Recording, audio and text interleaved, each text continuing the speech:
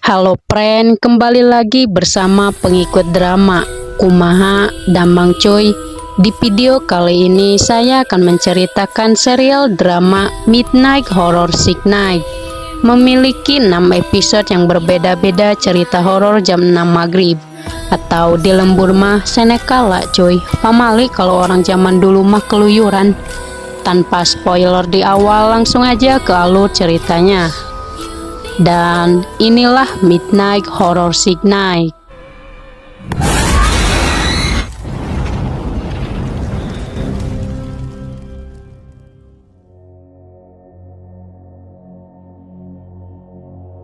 Cerita dibuka dengan seorang pelayan wanita bernama Bokneo. Hari itu ia menceritakan kisah tentang apa yang ia rasakan selama bekerja di rumah tersebut kepada seorang pendeta yang mengenal sosok pemilik rumah. Kala itu Bokneo mencurigai jika sang majikan hanyalah bersandiwara buta. Kenyataannya mungkin ia bisa melihat. Oleh sebab itulah ia memutuskan ingin berhenti bekerja, tetapi sang pendeta menegaskan jika kecurigaannya itu salah, bahwa pemilik rumah memang menderita katarak. Kemudian Shin memperlihatkan Bokneo bekerja seorang diri untuk mengurus keperluan dari majikannya, seorang lelaki paruh baya, kita sebut saja si Abah. Hidup sebatang kara tapi duda kaya cuy. Abah ini tidak bisa melihat karena katarak yang dideritanya, membuat aktivitas yang dilakukannya harus dibantu oleh seseorang. Cukup menekan bel, Bokneo akan datang untuk melakukan tugasnya sebagai babu di rumah itu. Keseharian dari Bokneo sama persis dengan seorang pelayan wanita pada umumnya, mengurus rumah, sang majikan, serta merawatnya.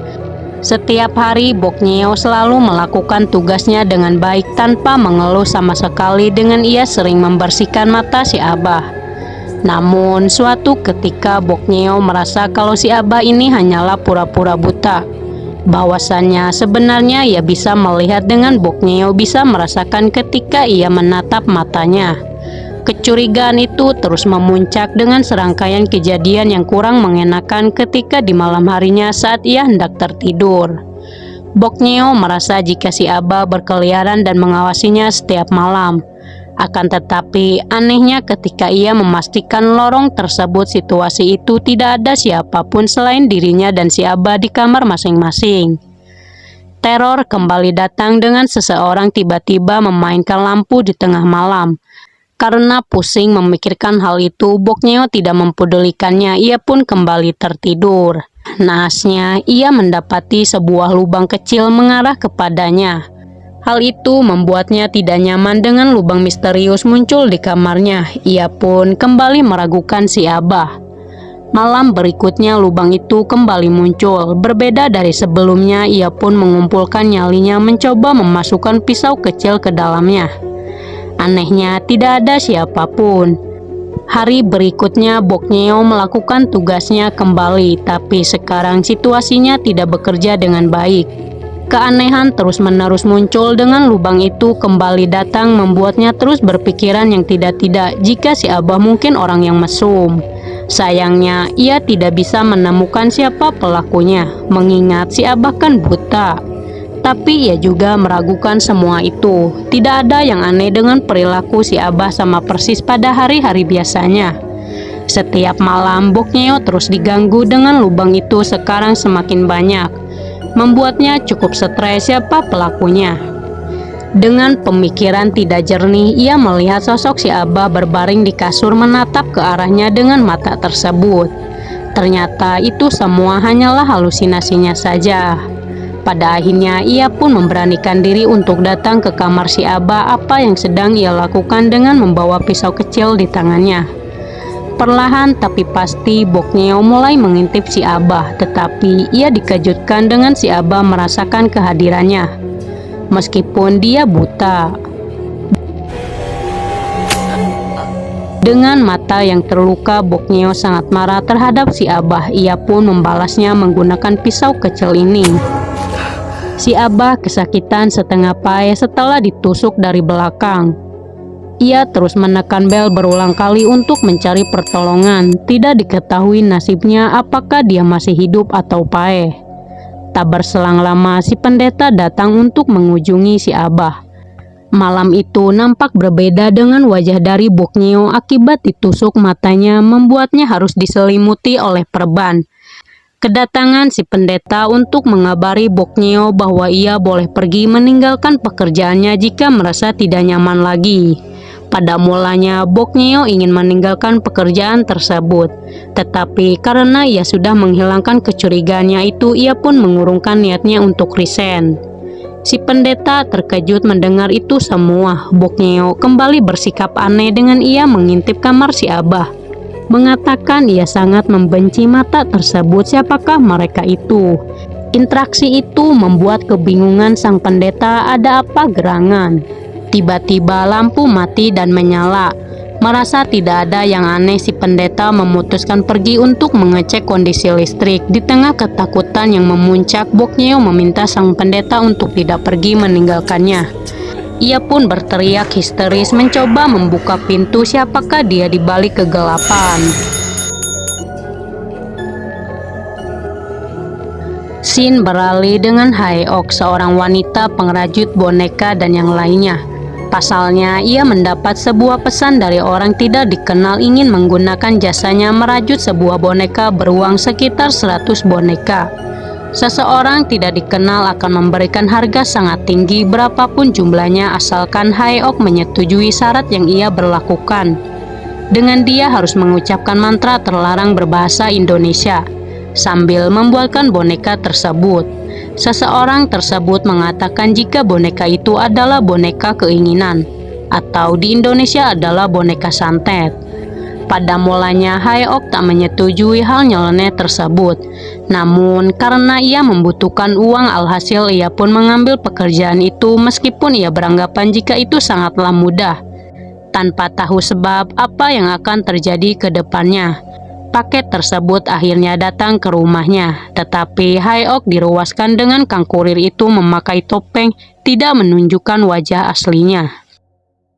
Singkatnya, ia pun memulai pembacaan mantra terlarang sambil membuatkan boneka tersebut. Lalu handphonenya berdering menghentikan semua aktivitasnya. Rupanya hari ini teman Haeok ingin mengajaknya untuk pergi melihat dunia yang indah. Tidak boleh dilewati untuk menikmati hidup ini, bersenang-senang dan yang lainnya. Sayangnya tawaran tersebut Haeok tolak lantaran ia sedang bekerja. Mereka pun bertengkar dengan Haeok terus-menerus ngerem di rumah rebahan, membuat sang teman kesal terhadap sikapnya dengan ia seorang introvert. Haeok kembali melafalkan mantra terlarang itu yang berbunyi, "Dengarlah permintaanku ya Tuhan," agar jiwa-jiwa yang terkutuk itu menyatu dengan yang lainnya. Antara mereka berjanji kematian yang tragis. Sesudah hafal, ia melanjutkan pekerjaannya merajut boneka satu persatu hingga ke 100 boneka dengan berucap mantra-mantra Indonesia. Ditambah setetes darah miliknya untuk melengkapi boneka terkutuk tersebut. Tanpa ia sadari telah membuat boneka terkutuk untuk membunuh seseorang. Meskipun pekerjaan itu sangatlah menjanjikan, tetapi sebaliknya bahwa boneka itu sudah dikutuk. Sekarang boneka tersebut menjadi boneka santet yang mempunyai ilmu hitam. Seperti yang kita ketahui, ilmu santet dikenal bisa membuat orang celaka, sakit, bahkan meninggal dunia. Terkadang orang yang menjadi korban santet bisa mengalami nasib yang buruk dalam kehidupannya. Semua itu tergantung dari keinginan pelaku yang memberikan kiriman, seperti apa untuk si korban. Benda itu nantinya dipakai sebagai media layaknya alamat yang akan dituju, dan itu salah satu yang mempermudah pelaku mengontrol sukma atau mengambil alam bawah sadar si korban. Di pagi harinya, ia menemukan sebuah kotak VVIP home shopping yang akan memperjualbelikan boneka tersebut.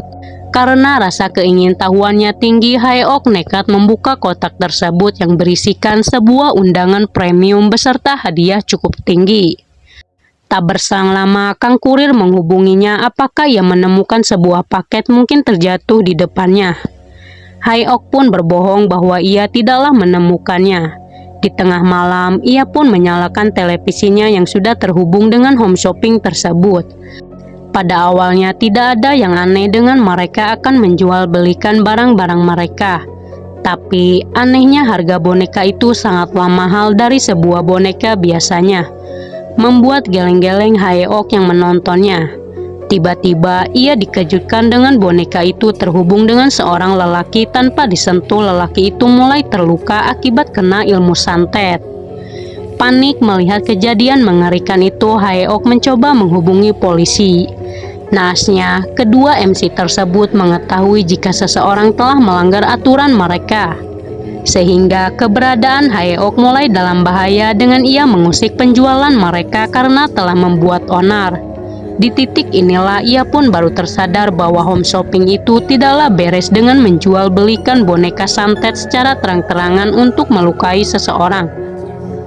Pada akhirnya Haeok mendapatkan sebab akibat atas pekerjaannya membuat boneka santet. Sekarang situasi berbalik menjadi senjata makan nyonya. Kejadian itu kembali berulang. Kali ini kakaknya Haeok melihat kengerian ilmu santet itu bekerja kepada sang adik. Ia pun tanpa sadar jika orang yang sedang ditontonnya adalah adiknya sendiri. Di tengah kondisi yang kesakitan, tidak ada siapapun yang bisa menolongnya. Tak jauh berbeda dari Haeok, ia mencoba menghubungi polisi. Kedua MC mengetahui bahwa ada lagi pembuat onar yang menghentikan acaranya, membuat nyawanya dalam bahaya sama persis dengan sang adik. Kisah bermula dengan Jin Keong mendatangi ruangan autopsi untuk memastikan apakah mayat di depannya adalah adiknya. An Kyung meninggal dengan kondisi cukup tragis mengakhiri hidupnya. Tidak diketahui apa yang sebenarnya terjadi kepada An Kyung. Tiba-tiba Jin Keong melihat wajah adiknya bercucuran darah dan gentayangan. Rupanya kejadian itu hanyalah mimpi buruk yang dialami olehnya. Jin Keong bekerja di sebuah perusahaan jasa konsultasi. Mereka yang sedang mengalami kesulitan dan ingin melakukan upaya bunuh diri bisa curhat di perusahaan tersebut.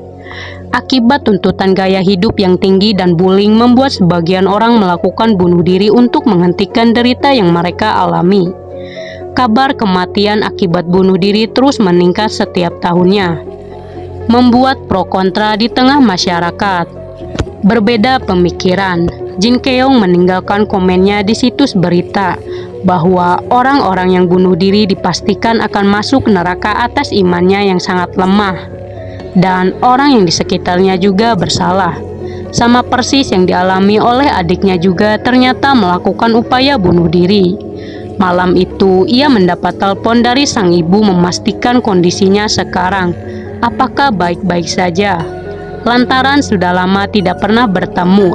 Selain itu, si ibu mengingatkan Jin Keong untuk tidak lupa bahwa hari ini adalah hari kematian adiknya. Ternyata hubungan adik kakak ini rupanya kurang baik dengan Jin Keong sangatlah membenci adiknya. Tidak lama, Jin Keong mendapat telepon dari seorang pria yang ingin berkonsultasi. Namun, ia justru mendapatkan pria mesum yang ingin melakukan wisata malam ke hutan rimbun yang lembab dan becek. Membuatnya kuku lutut tiada henti mendengar perkataan tak senonoh tersebut. Kemudian scene kembali sebelum An Kyung mati, di mana kondisinya cukup memprihatinkan dengan ia sakit keras. Atas biaya rumah sakit yang membengkak dan mahal membuatnya malu karena menjadi beban hidup kakaknya. Sehingga An Kyung berpikir sempit, seharusnya kakaknya membiarkannya mati karena penyakitnya. Keduanya bertengkar cukup hebat karena kejadian hari ini. Dan ternyata dugaan dari An Kyung memang benar jika sang kakak hanyalah berpura-pura baik di depannya. Kenyataannya dia sangatlah membagongkan. Dengan sang kakak menginginkan jika An Kyung paeh. Dalam kondisi tertidur, Jin Keong memasuki kamarnya sambil membawa pisau dapur. Sisi psikopatnya muncul dengan ia berniat ingin mencabik-cabik wajah adiknya karena menjadi beban hidupnya. An Kyung menjadi sangat terkejut dengan penampilan kakaknya, ternyata sangatlah licik dan menakutkan. Dengan ia mencoba membunuh adiknya sendiri, membuat perasaan An Kyung campur aduk dalam situasi sekarang. Lalu ia pun menghubungi jasa layanan konsultasi untuk curhat mengenai kondisinya sekarang. Tanpa sadar, Jin Keong tidak mengenali suara dari adiknya sendiri bahwa orang yang sedang berbicara dengannya adalah adiknya. An Kyung akhirnya mengungkap identitasnya bahwa ia adalah adiknya, mempertanyakan kenapa kakaknya melakukan itu semua kepadanya. Dalam kondisi terluka lahir dan batin, pada akhirnya An Kyung melakukan bunuh diri. Kembali ke kehidupan sekarang, Jin Keong mendapat telepon dari ibunya bahwa si ibu melihat sosok An Kyung berada di rumahnya. Jin Keong berulang kali menyadarkannya bahwa An Kyung sudah mati. Suara aneh itu terus muncul hingga suatu ketika sosok An Kyung muncul bersamaan dengan bola merah yang selalu ia pegang mulai menerornya. Tiba-tiba Jin Keong berada di ruangan autopsi dalam kondisi terikat. Dari pojokan, An Kyung muncul sudah menjadi sosok kuntilanak, tetapi belum bisa ganti skin merah. Ia mendekatinya, melakukan hal yang sama dengan apa yang dilakukan tempo dulu atas perlakuan jahat Jin Keong kepadanya. Jin Keong akhirnya berakhir mengenaskan di tangan sang adik.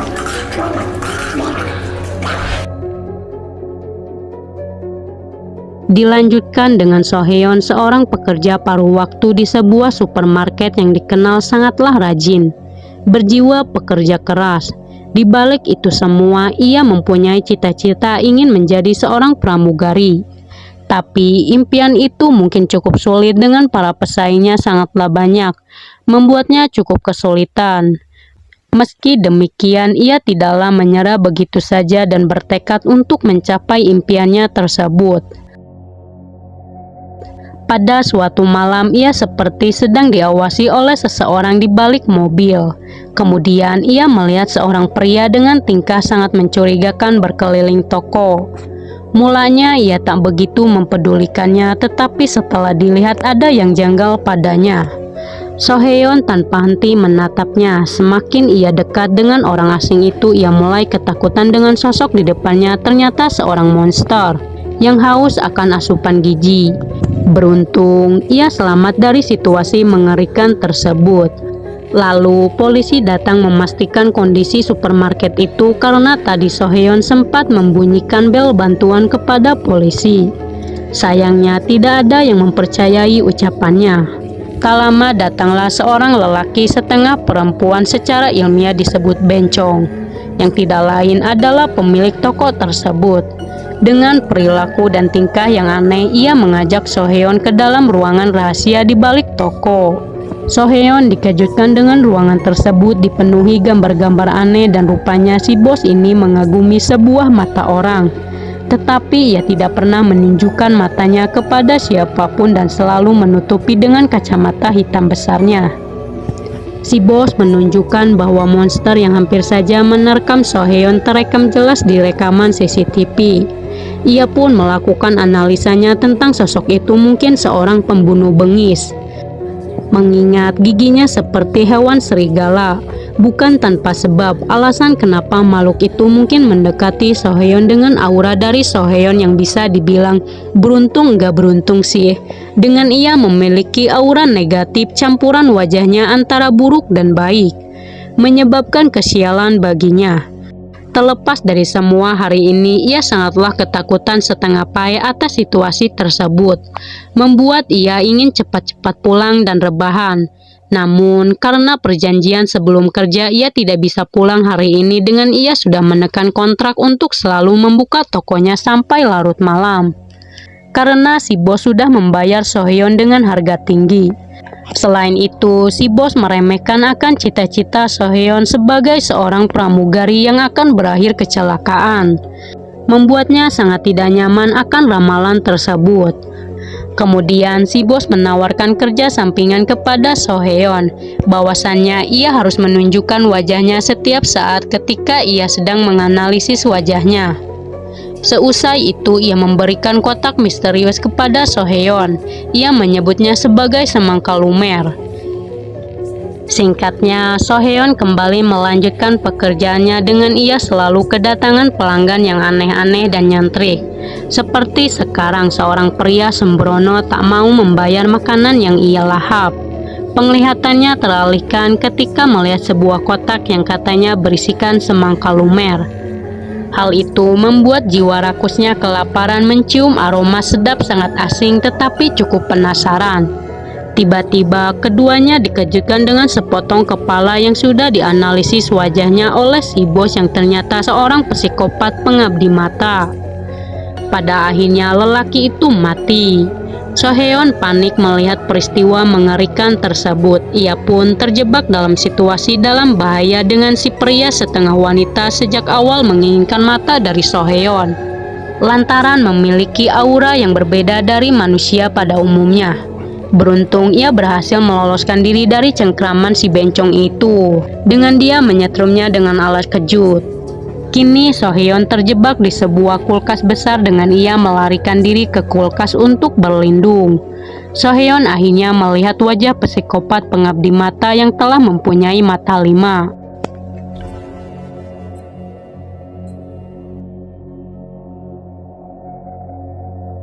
Mei berasal dari Jepang membuka sebuah restoran yang menghidangkan daging rakun. Karena bukan berasal dari Korea, membuat restoran tersebut cukup sepi dan tidak ada banyak orang yang ingin singgah untuk ngawadang. Suatu malam di tengah kesepiannya, seorang pelanggan misterius muncul dengan tatapan mengerikan ingin makan di restorannya. Mei mulai khawatir dengan situasi saat ini. Karena sudah larut malam dan ingin segera pulang, tetapi orangnya tidak enakan karena tak berani mengusirnya. Pada akhirnya ia pun memberanikan diri mengusirnya secara halus. Mei tiba-tiba mulai merasakan hal aneh dengan lampu itu terus bermain-main.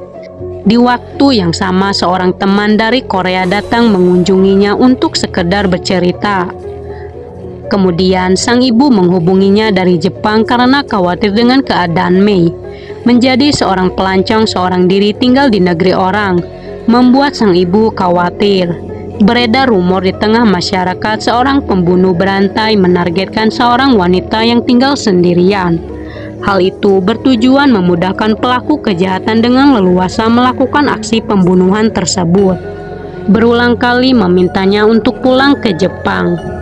Tetapi Mei menegaskan untuk tidak khawatir dengan kecemasan itu karena ia bisa menjaga dirinya. Kabar kematian wanita terus bermunculan dengan teror-teror pembunuhan berantai psikopat pemburu gadis Bondon. Di waktu yang sama, para pelanggan terus mengeluhkan dengan rasa itu kurang enak. Ia pun menuangkan bubuk cabai, tetapi itu semua halusinasinya.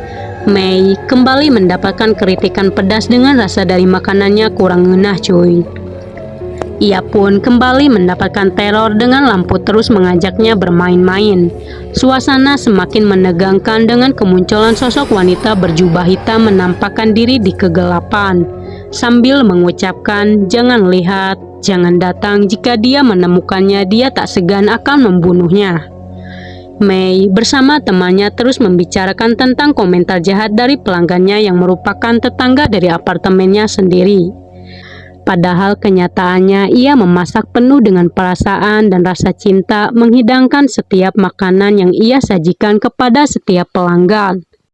Namun, ia mendapati peristiwa yang tidak mengenakan. Mei pernah sesekali melihat tetangganya yang merupakan seorang wanita. Alih-alih memberikan saran yang wajar kepada Mei, si wanita itu justru menjerumuskannya ke dalam hal yang tidak baik. Dengan Mei harus membalasnya menyajikan bangke kepada tetangganya itu. Singkat cerita, Mei akhirnya melakukan hal yang disarankan oleh temannya dengan menyajikan makanan sampah yang tidak layak untuk disangguan. Di pagi harinya, ia mendapatkan kabar bahwa ada yang mati di lingkungan apartemennya.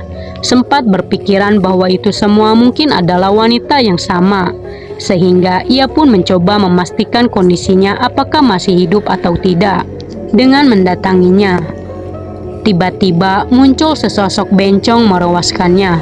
Namun di balik itu semua hanyalah mimpi.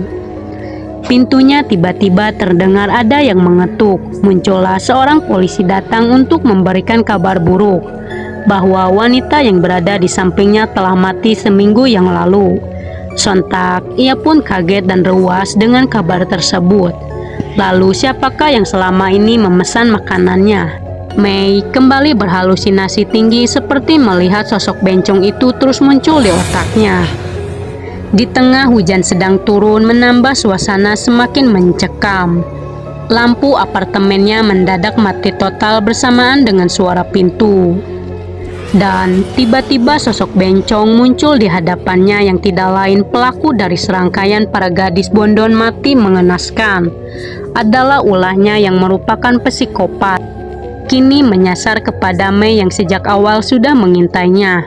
Pada akhirnya Mei pun tidak bisa mengatasi situasi tersebut.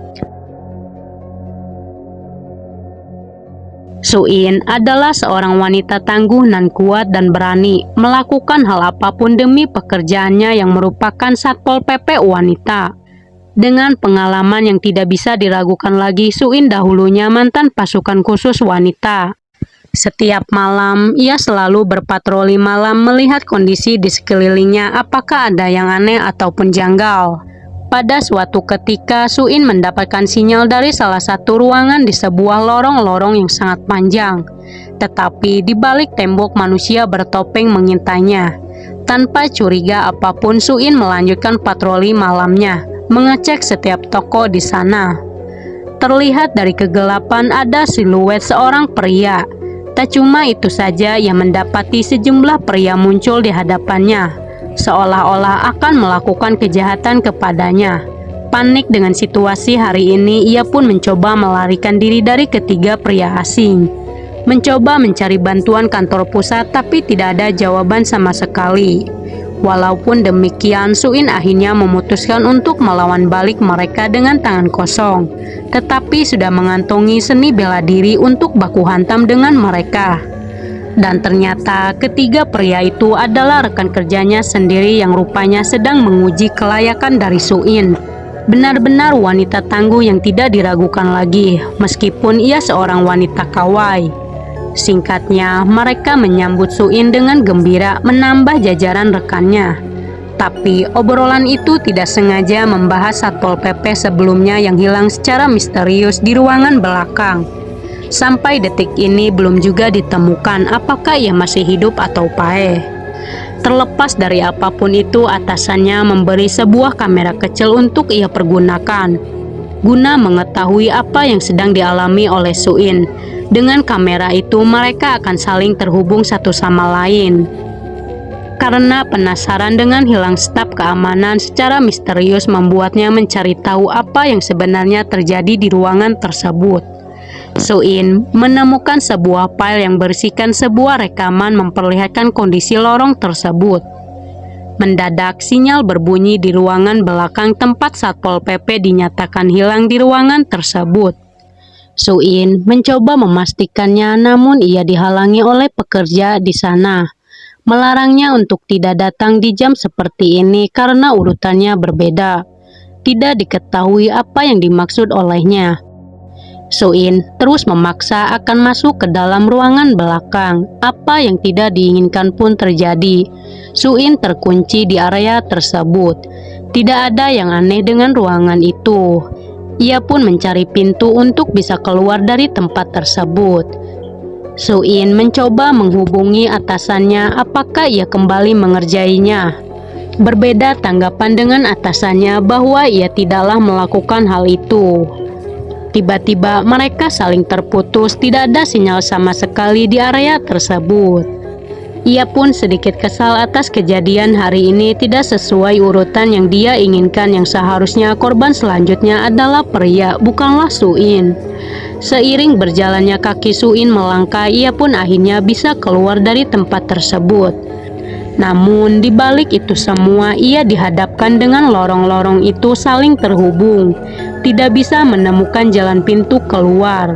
Berulang kali terus-menerus membuka pintu, tetapi pada dasarnya ia selalu kembali lagi dan lagi, hingga seterusnya. Sekarang Su-in terjebak di lorong misterius. Pada titik inilah ia akhirnya menyerah sampai di sini karena kaki dan tubuhnya tak mampu lagi melanjutkan langkahnya untuk terbebas dari area terlarang tersebut. Dengan kamera menyala, Suin menunjukkan kondisi lorong tersebut tidak memiliki akhir. Ditambah sosok monster aneh muncul membuat kejadian itu semakin menegangkan.